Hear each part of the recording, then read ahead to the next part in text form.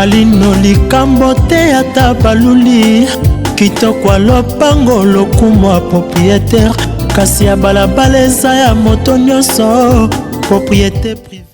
Bande Kobalandi ya bana bilaka télévision pe cartouche télévision na pesi bilombote sika nyonso ezwa mibino pe tika ete kimia nzombe tata ingela o mabota mabino.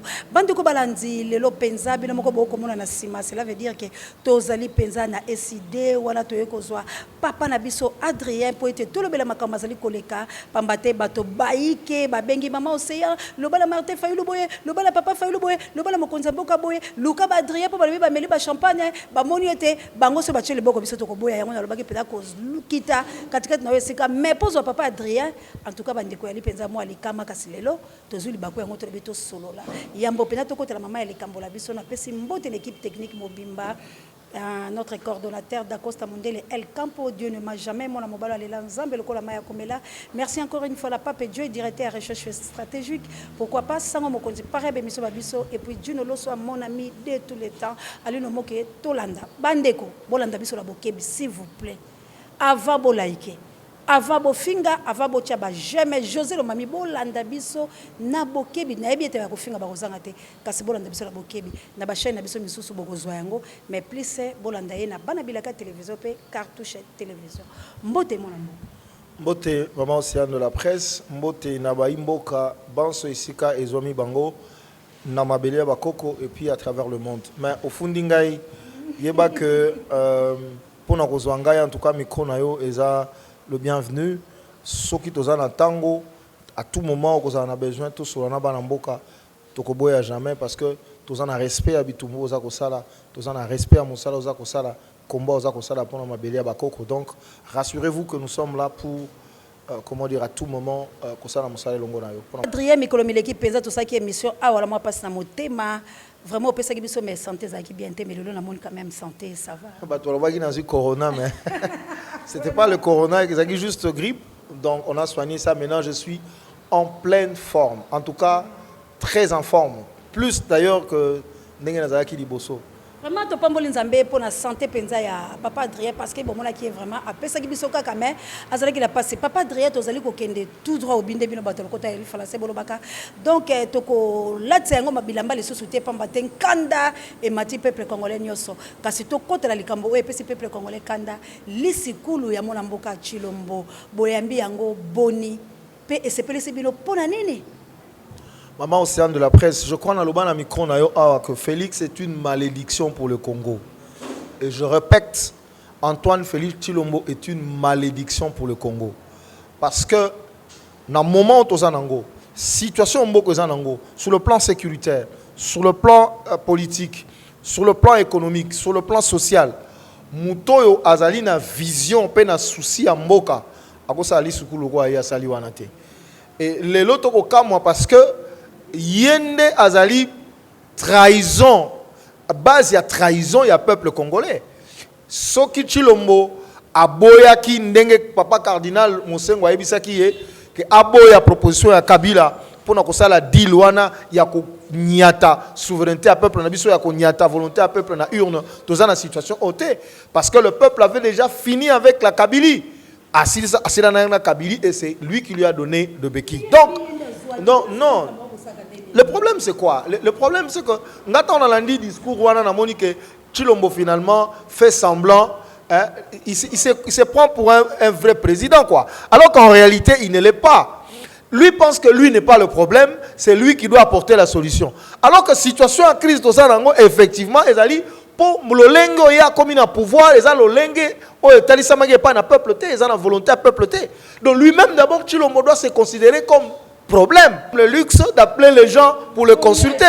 Mais abenga ne mwanansemi, abenga soki Gédéon Kyungu, abenga soki na obenga consulter bango. A consulter bango. Non, mais non, étape. Donc il ne comprend pas que lui-même d'abord est le problème.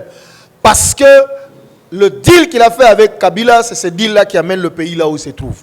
Donc, Yemorona a évité que, ça l'assemblant, mais il ne sait pas que Yemorona, avec son pouvoir, il y a un problème de légitimité. Yami Balé, quelle est la véritable crise? Mais crise, il y a FCC, Nakash, Crive ya libana na bango na Kabila était le peuple congolais nani. Tant masaki libana na bango na Kingakati, ba informer le peuple congolais. Ça c'est pas une crise, ça c'est une distraction. La vraie crise, Maman Océane, c'est la crise de légitimité des institutions et de leurs animateurs. Yango wana Maman Océane, n'a démontré yo. Tolobaki likambo wana, tolobi Fayulu Madidi Martin, président élu, qui sangani, Albi Félix Kata alliance wana, eza alliance contre nature, et salami contre volonté à peuple, tika bilo koza ko sala wana, ben institution non sozali illégitime. Babi Fayulu lisasio azoka na moto ebelisie mutu. Fayulu aza haineux, Fayulu aza jaloux. Mais Maman Océane, est-ce que yebi que lelo bango moko FCC na cache nde ba démontrer thèse ya Fayulu pour batalisa que ben institution ezali illégitime na bisayo. IDPS elobinin elobi que majorité o ezali na parlement ezali artificiel. Et ni kolobani problème à crise à légitimité. Lelo FCC elobi que cour constitutionnel wana ezali illégitime. A violer loi. Ezali illégitime, ba contester légitimité nango. Mais yemoko Chilombo bango moko bata FCC basi baloba ke azana na volonté à peuple té, na volonté à sénité, mais na volonté à Kabila. Voilà, donc ils ont démontré par le fait que Martin Fayulu m'a dit la Mouka avait raison, qu'il y a une véritable crise de légitimité. Cour constitutionnelle, problème à légitimité. Parlement, problème à légitimité. Institution président de la République, problème à légitimité. Alors, maintenant, tout le pouvoir de l'État, toutes les institutions de la République souffrent effectivement de cette manque de légitimité. Il a démontré. Alors, maintenant, lui, il se croit être celui qui est investi du pouvoir du peuple. Alors que lui-même, d'abord, c'est le problème. Il faut résoudre d'abord le problème qu'il est en train de résoudre. Donc, la véritable crise, et ça, la véritable crise, c'est la crise de légitimité. On est au monde à Sand City parce que contestation à légitimité, il y a une institution, il y a un animateur, il y a Sand City. Comment même exposer des motifs, il y a la constitution, Maman Océane, que il y a l'une de causes. Depuis l'accession, il y a une souveraineté nationale et internationale, c'est-à-dire l'indépendance, la crise récurrente est nous n'avons pas encore résolu ça. Maman Océane, aussi longtemps que les politiciens, le peuple congolais au Congo. Peuple a souffrir. Les gens qui moquent les peuple a souffrir. Bato simba comment dire minduki na est pour combattre mabeya bakoko na biso. Minembo kuna bana mboka bako bunda po ekendete. Ba congolais to ko bunda po mboka na biso ekendete. To zui mokano to lobike moto songolo ndako kamba ekolo yo ke ina kingakati osali din na yo olingo kende wapi. Obi oza na pouvoir. Asa na pouvoir. Asa na pouvoir. C'est pour ça que je te dis qu'il est une malédiction pour le Congo parce que Bible même le dit que oh et kangamina c'est nini et kangami nikolo. Donc même le ciel est fermé parce que makambo et salemi zali contre volonté à peuple. Donc et ça discours autre ko se prenango soto ko se plater. C'est vrai que les lots discours naie et pessi la Mouka et pessi Martin Fayulu m'a dit raison parce que février 2019 Mokonzamboka Martin Fayulu m'a dit nous sommes dans une crise. Balobi crise exatée. La proposition de sortie de crise, yango. Crise, ça, tout va bien. Libala, lui, ça continuer. Même les militaires, IDPS, va comprendre, babia, Fayulu a raison. Bah, si Chilombo, Chilombo, kata libala na yola Kabila, Chilombo lobi, alliance continue, bolingate. Donc, c'est ça le problème. Donc, mais 2 ans après, mais dans ces 2 ans ici, nous avons le Congo a beaucoup perdu. Le Congo a beaucoup perdu, Maman Océane. 2 ans après, il le reconnaît. Mais au lieu de reconnaître véritable crise, alors ça semblant qu'on reconnaître la crise artificielle. Alors que crise, il y a FCC cache ce qui est alipé, parce qu'il faut faire des analyses, parce que think tank ça qu'on réfléchit, et ça va distraction stratégique au ya Tchena Kabila pour nous distraire biso. On m'a dit la formule il y a concertation nationale. Pression l'équipe. Bazana ba solution te na ba problème ya bana mboka bazana ba bazolinga minembo ke ne bakata mboka ba congolais ba telemi bazotala pona ko distraire ba congolais lokola ba congolais balingaka pouvoir balingaka mbongo fongola gouvernement bakota na kati large union nationale bongo pression kita lokuta akende pas mon ansemi azwa mon ansemi akende soki pas Gédéon akende luka soki nani oya ko luka kuna a concerter ba sala gouvernement na bango nous ne sommes pas là donc Kolobake place wana vraiment oya mingi ezoya bande ko balandi na mwa libala oyo po ezali maloba ya papa Adrien te kasi bande ko FCC cordon je l'ai kaka mokie place o balobi ete bango baza na problème te baleli boy pona nika kombo ya Kabila yembi pona nini kaka ngayo malere kaka nga souffrance nga menga la sila chaise moi sila nga zemi mais moi ça bétonné nde makolo po mona bimaka te moi singa na ko cha zemi tolanda na bongo to kozonga ya zemi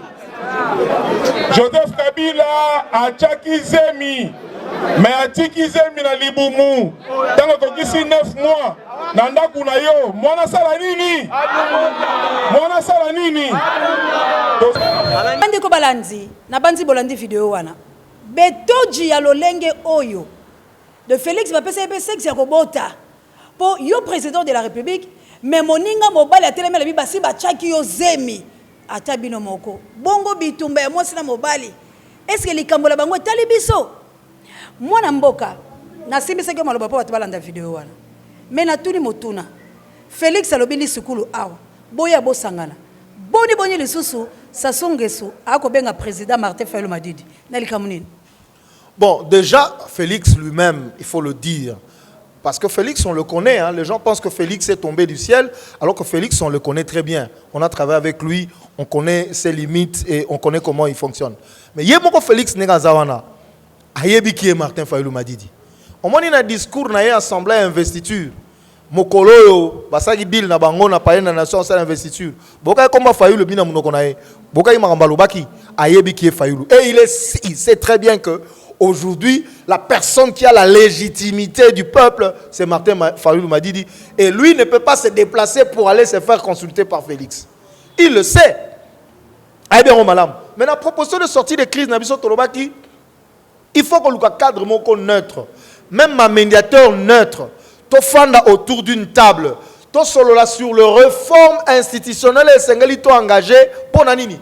Pour crédibiliser le processus électoral parce que l'opposition pour Mabiso Zalinde Likambouya, vérité des urnes, souveraineté à peuple congolais. Ce n'est pas normal aux 8 misolo ya bana mboka en termes 1 milliard nanga azui misolo ya bana mboka. Okindi bana na bana mboka bakende ko sala maponomina se ambula.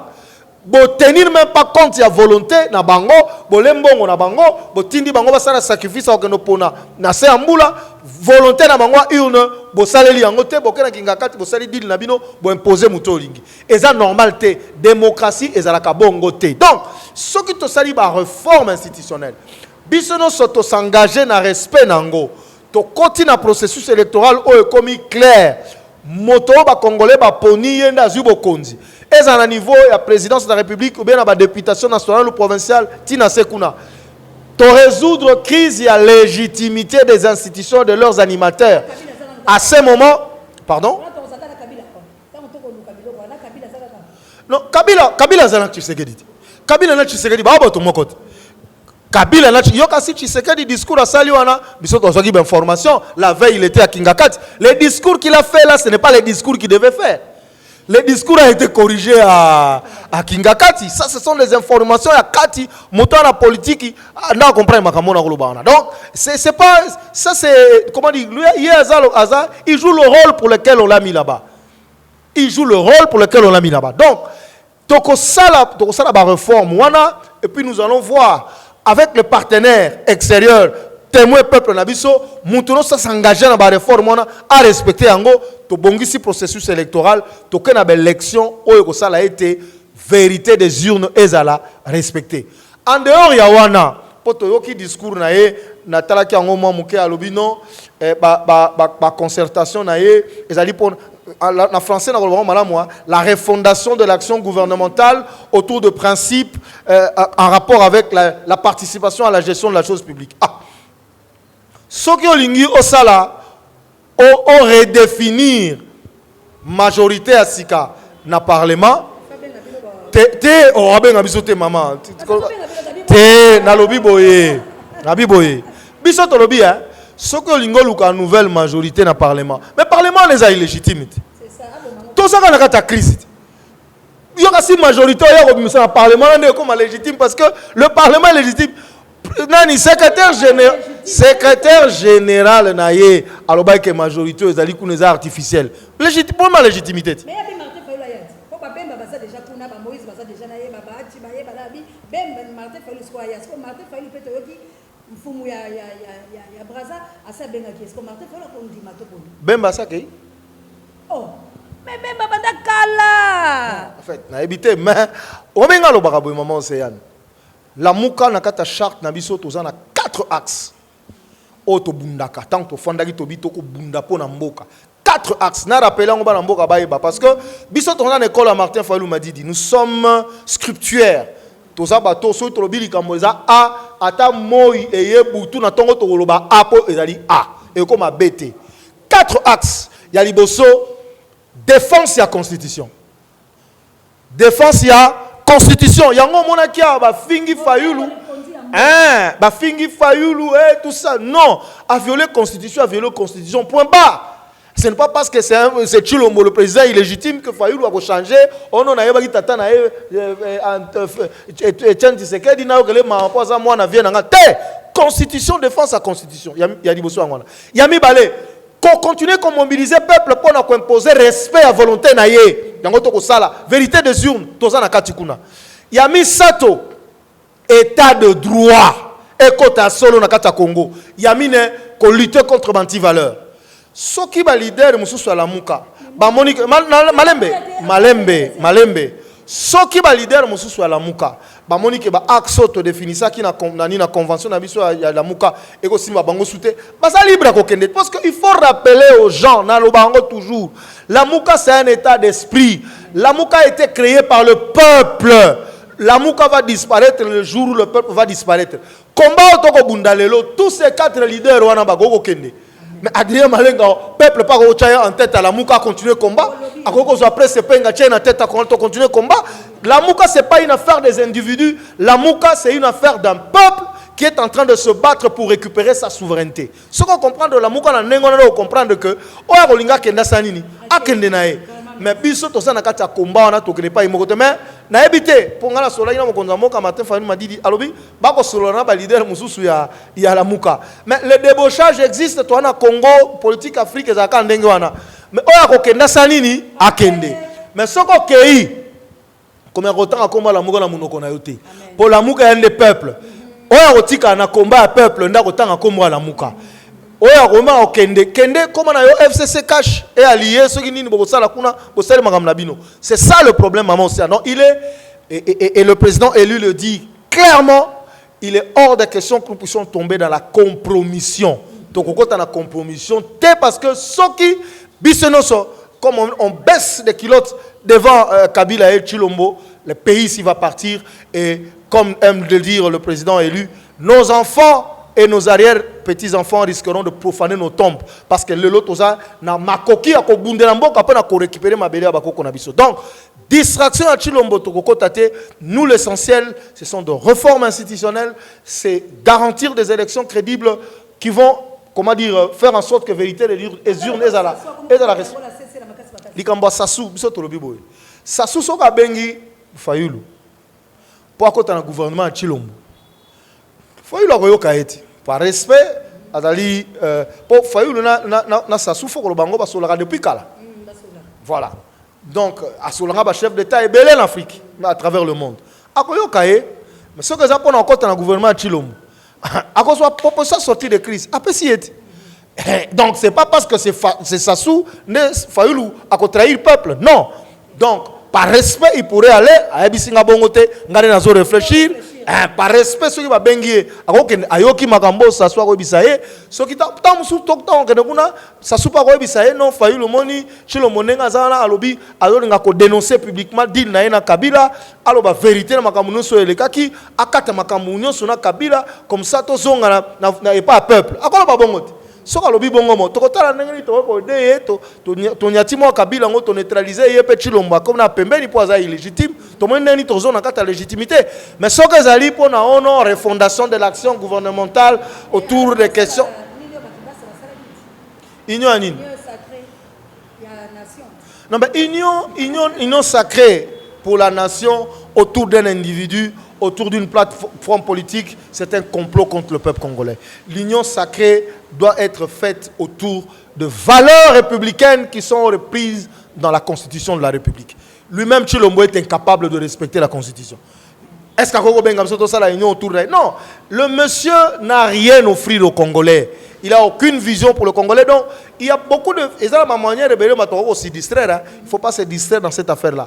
Il faut garder le cap sur la crédibilisation du processus. Garder le cap, et maman, c'est très important, sur le menace à balkanisation. Menace à balkanisation. Parce que la distraction à Tshilombo, en français, on dit... En anglais, pardon, on dit shifting the point of contact. À l'ongolio, l'essentiel, distraire bino kuna pour bango, continuer comme ça la makambo, bango bakosala, et ça ne se passera pas comme ça. Bande ko balandi, toko kitisa kilo tete, tope Martin Fayulu m'a dit du président Eli avec 62%, il faut bolo barango bongo bo sukisara bongo, ako kitisa kilo tete et pas ya ba occupant ya République démocratique du Congo, pe et pas ya Félix to na Kabila. Mais azali wana pona kolongola bango le sika po ya zwa bokonzi na ye mwana mboka lelo oyo babengaki Rwandais Robert Roy na parlement na bango wana pe to moni lisusu papa nanga oyo komole ki makanga ya pension wana ya 500 oh merci olenga koi yebe babengi ye kuna na cour de cassation papa entre temps bitumba eko bunda kuna na Miniembwe pe moto banoma kuna ako continuer ko sala mais awa to ko bina lobi nango soki samedi Tshilombo ko banda ko kele ko luka ka batondeka ko luka kuna na kingakati mobali akangi ba sénateur ba vaina ba kula ba ko lia oliva ko lambela bango moteke ezali boni likambo. Ils ont étudié le Congolais, l'homme politique congolais à fond. Ils disent que non. Martin Fayulu m'a dit il faut le dire, il faut le reconnaître, il faut être honnête intellectuellement. Azali comment dire, faire de lance, il y a combat pour la libération du pays. Makamba balkanisation et bandi les lotés. Je me rappelle en 2012, la campagne Stop à la balkanisation de la République démocratique du Congo, c'est à Moi. Batubalobi botika Fayulu ayo to la Moi. Akoma mwindo zara déjà mwindo akoma sou mwindo bien. Donc c'est lui. Tango matisi likamba commémoration à génocide. Ya peuple congolais to sala ki ango yo yebi batu balambuki acheli kamba balkanisation na mesa batu balamuki balobia il commence ba congolais ba komi ko comprendre dossier Minembwe ebimi a oseton babitete ba komi ko cha misu mingi likolo anani stratégie ya balkanisation et là on y ba congolais balinganga mingi BMV pouvoir mbongo po bazwa basi allez Tshilombo lobana bango to fongola union nationale bako sopana kuna bango nyonso bako bosa na Minembwe mais baye ba que oyebi même na Bible à un certain moment David a été pas dans Nzamba bi Nzambe na tikali kaka ngamoko ngamone na za ko salela ona ko bundela c'était Eli ou David Eli excusez-moi donc Elia non c'était pas ça yondo bungisinga zaki David a ko bundela Eli tanga leli na sima bitumba. Je suis resté seul. Ah oui, voilà, c'est ça, c'est Eli. Donc, Abi 7000 Moussou Bazali, réserve Zali. Il y a des Congolaises et des Congolais qui sont là, prêts à mourir pour la patrie.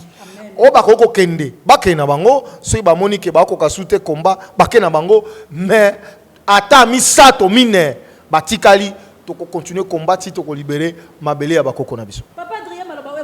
Pamba telelo na moni penzo telemi penza na kanda penzo ngala linga kolobi soki bakokende bakende melo ngala ko yebisa bango kaka ndengo simbi Biblia livre de vie na conquête ya Josué ba lapidaki tribu ya Juda tango bakei ko sangana na Ai po ba trahir bana Israël moto nyoso akolimbisa ka Félix moto nyoso azali mokambi ya parti politique songo la Congo Congolais tout oya ko chama boko na Félix Tshilombo archezo kende bongo ezali frappe ya Nzambe oya ko simba Félix libulu o etelemi a okota la kati parce que Congolais mon côté akondima soni na pas sotomoni et ali maloba na ngaite mais boye baka conquête ya Josué parce que tozo bunda pour la libération de la République démocratique du Congo mona mboka to baniko kele moke na suka kasi bato musu balobi le 7 bato musu balobi dès ces 4 matin et koyeba na penza te président akoloba mokolo nini et puis nini président alengeli bana mboka bana mboka musuba bani de ko lenga po babeka ko seya bala bima mo seya lokolo okuta na président yebisa président akota la likambala te la base bolendi papa Adrien lobi mwana mboka ali monganga mota malade ya ko longola monganga te ko komisa ekuna soki Félix akotubela na miso ya bato tokopesa ye maboko tokopesa maboko alzoki se bokonye pa Fayulu tokosunga ye po ali makina la biso monoko tokosala ba prière to bengani Kabila to tiki ye na boloko Félix to batela ye kuna po azoli sumo bale mosusu te nokita biso soni kasi soki alobi malamu te Martin Fayulu okota wana te date ya président ko maman c'est un obi na ko bisa mokonzi mboka Martin Fayulu na bi olinga koloba te biso to banda koloba bato balobaka tamsu ba bi Fayulu malamu te biso toza penaye ça fait plus de 12 ans to ebi makamni ne le kaka soki to zaiki lokwa bato mususu maman c'est un mbele temps mususu to apena Kabili est-ce que ebi que Fayulu a eu des sollicitations il y a pouvoir de plat Kabila o na ebité soki bato bako sakana ngo bako kondima yango mais bino moko boza présent soki Fayulu azalaki muto alingaka pouvoir pour le pouvoir chilo molinga za esika on ate boyebi yango boyebi histoire malamu mais avant ça est-ce que boyebi que avant que Bruno Tshibala a nommé premier ministre neni ba consul pa Lukaki Shadari tuna Shadari azali en vie tuna tamwe mwamba ya liboso atindi Shadari Fayulu alobi allez dire à monsieur Fayulu allez dire à monsieur Kabila si tous les Congolais ont un prix moi Fayulu je n'ai pas de prix. Avant Bruno Tshibala, Akota, Zongi Dissoussou. Non, prends les choses, c'est toi qui es l'habit. To Sali Makambo, on a dit que c'est le rassemblement qui présentera le candidat Premier ministre. C'est comme ça ça va se passer. Namoko et Salema, Nakotang le combat, Bato Baza en vie. Donc, Bato Balobaka, on a fallu Baebi, Constance, Baebi combat. Il faut qu'on manie la Kokota aux informations pour Yeba. Et quelqu'un qui a refusé d'être le pantin de M. Kabila, mais de jouir de privilèges du pouvoir en tant que président de la République protocolaire, il a refusé ça. Et aujourd'hui, il va accepter d'aller dans un gouvernement avec Tshilombo. Tshilombo, c'est un président protocolaire. Non, mais ce n'est pas moi qui l'ai dit. Ce sont les Français qui l'avaient dit. Oui, bien ou non? Et ça, c'est clair. Ça, c'est un ministre français qui l'a dit. C'est un ministre français qui a dit, c'est un président protocolaire. Il est protocolaire. C'est ça le problème. Donc, Mouto a beau qu'on a la président protocolaire, mais même si on est président protocolaire, on jouit quand même de privilèges du pouvoir. Oui. On peut placer les siens, on peut tout ça juste pour avoir de l'argent, mais tu ne contrôles pas la situation du pays. Fayulu a refusé ça. Et ce n'est pas aujourd'hui qu'il va aller faire des courbettes à qui que ce soit pour être qui? Vice-premier ministre. Il faut arrêter de rigoler. Arrêter de rigoler. Mais je dis ceci pour la question nayo. Biso tozalaki to prévoit qui na niveau ASID matinée politique pour commémorer deuxième année à désignation il y a président élu comme il y a président Martin Fayulu comme candidat comme l'opposition. C'était le 11 novembre. Donc le 11 novembre tozana na matinée politique mais il faut voir que le président Martin Fayulu m'a dit il y a plusieurs casquettes. Il est le président élu de la République démocratique du Congo. Aujourd'hui, il est aussi coordonnateur de la MOUCA. Faut boyer bayango. Donc il peut parler en tant que président élu. Et il peut parler en tant que coordonnateur et à la Mouka. Ça, il faut le savoir. Alors, le 11, à cause de la Liboso, peuple en tant que président élu. Pour dire ça, peuple. Et si Kanini Mboka est commis, et l'autre, il ne peuple à ça là. Bitoumani ne s'engage to mené pour te libérer Mboka Nabiso. En tant que président élu, parce qu'il est le seul qui a le contrat avec le peuple. Même au sein de la Mouka, Katoum Biaza, président ensemble. Nani Bemba Zali président MRC allié, Mouzito Azali président en Nouvel-Élan, Martin Fayulu Azali président de la République élu. Aucun d'eux n'a le statut là. Azal Moutoumou a le statut en Azate.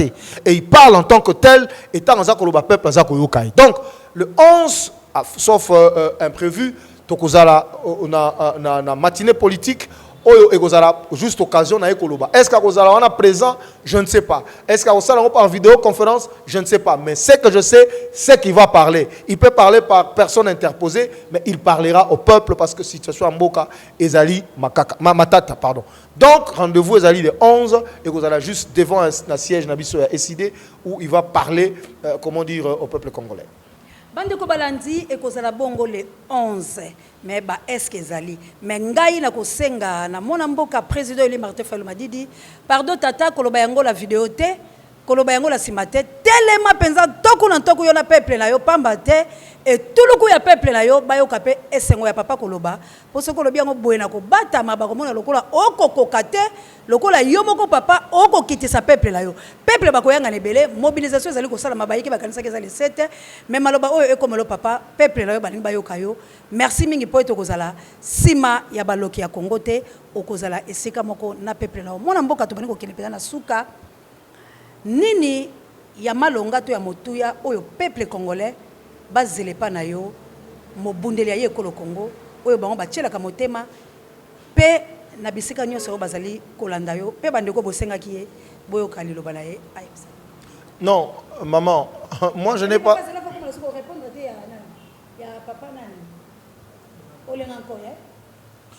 Bino, siko bino molinga ko zongisa batu mususu ba peuple sa kunda olingo zongisa ye. Boni ko zo fula ye.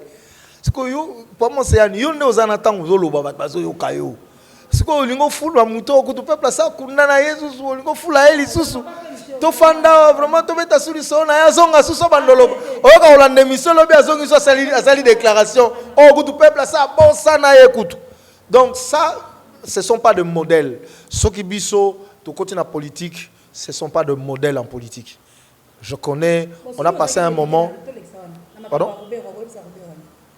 Non mais, Makamboual Rouberoa, comment dire, président élu à Lobakiango, Rouberoa n'a pas sa place là-bas. Rouberoa n'est pas exécuter le plan de balkanisation en Boka. C'est ça le problème. Il faut plutôt que Fara. C'est un poison dans ce pays. Il a une mission. Ils ont reçu mandat pour exécuter la balkanisation du pays. Et ça, je suis na conférence, la loge, na ba délégué na et sengi go totelema tozalaki na bandeko ya IDPS à l'époque, je sais pas pourquoi est-ce que bandeko ya IDPS lelo ba comme lokola bato mbo katasinga. Ce sont les gens qui sont ici pour exécuter la balkanisation du pays. Donc, il n'a pas sa place dans ce gouvernement. Et c'est pour ça, à un certain moment, il faut qu'on s'arrête pour savoir qui peut aujourd'hui devenir autorité dans ce pays. Parce qu'avec la velléité d'occupation, il y a des voisins d'Abisso, on ne peut pas permettre que tout le monde occupe de postes. Pourquoi est-ce que c'est lui seulement qui doit être le ministre de réforme institutionnelle? Pourquoi? D'ailleurs, au Congo, il n'y a pas un autre. Mais c'est fait à dessein. C'est pas pour rien, on le garde là-bas. Et puis votre soi-disant président va dire que Bangono soit congolais. Et puis vous gouvernement d'union nationale. C'est pour vous distraire. Pardon? Heureusement, comme Ozonga, comme Talasima, comme Ozonga, il comprend que le Congo, Kokumba Congo, mais la 10e rue, c'est normal. Donc, et ça, on va bien en aveu d'impuissance en français. Ça y est, aveu d'impuissance. Donc, est allié. Mais l'oko banamboka sengeli va retenir. Et l'oko sengeli banamboka va retenir. Mboka Congo et Koma Mabele Lumumba Revaki, c'est-à-dire le centre de rayonnement de l'Afrique tout entière, ce que Bissomoko va Congolais tous eu conscience. Et là qu'on a connu ça dans Congo, ce que moni maman océan a ko bunda po na mboka, azata atazana ba défaut pour détruire yété, aider de façon que n'enga ba ba monsapi moko et sokola ke longité. Bo sima makasi po ebi que fondamentalement a ko bunda po na libération en mboka. Mais nous, les Congolais, des fois, nous sommes distraits. On nous instrumentalise. Quand on ennemi, on dit que papa a mata ko conscientiser les Congolais, les Congolais ne sont pas si manaye. Tika to kotisa, bandongolo miso, ba ketisaye, ba boaka opprobre sur ye po, ba désorienter combat à peuple. Et nous, les Congolais, nous sommes prêts à aller dans ce sens-là pour nous déstabiliser, bato ba ko bunda po na ekolo. Il faut tous aller souder en tant que peuple, to continuer ko bungela mboka na biso. Le Congo sera grand. Le Congo sera prospère. Nous allons bâtir un pays digne. À travers le monde, ça sera une référence. Et les générations futures seront fiers de nous parce que les autres pour te faire asseoir démocratie, te faire asseoir droit de l'homme, état de droit, pour que tu bandako tonga mabele bakoko na biso mama océane oebina. Aux États-Unis, les États-Unis, c'était le pasteur Martin Luther King. I have a dream. alotaki que un jour noir a cause pouvoir dans mon Barack Obama mais biso Lumumba lobaki il voyait le Congo le centre du rayonnement de l'Afrique tout entière. Ça va se réaliser ce qui t'ozui responsabilité na biso en tant que peuple et biso baoyo na ba maman océan na ba prince Penge na ba Nico Maengele bande konangano so ba Chantal Moboni na sima papa Martin Fayulu na ba leader à la Muka Adolphe Muzitu toko bunda de façon que toi ba kokukisa rêve wana et c'est possible ndenge biso na cité Trobaka c'est encore possible de construire un Congo grand stable fort qui soit à mesure d'assurer le développement de son peuple. Plus 243 90 288 93 71 et appel numéro WhatsApp oya monika ko benga to sololi oyo pa ko benga po finga na koyamba akofinga titi soka sisi na bi osilisi na bisi nzamba pambola bandi ko balanzi na awande to sukisi émission ya mokolo malelo peuple congolais mission za la ga eloko na lobaka na lobi Moïse né en Égypte grandi na royauté na ndako pharaon mais alobaki na ko trahir Israël te bipai biso yo zali lite wana ya Moïse ete ya yo to bomana te to simba la liboko to kende pour te libérer kolo biso. Merci encore une fois à notre coordonnateur d'Acosta Mundele El Campo Dieu ne m'a jamais nzambe ya lola abate la bino nyonso mafingu epai na bino ba jamais epai na bino bolaike kasi soko za congolais tonga ekolo na yo bakomaka mobange na mboka mopaya te bye. Alino likambo te ata baluli kitoko lopango lokumo propriétaire kasi ya balabala eza ya moto nyonso propriété privée.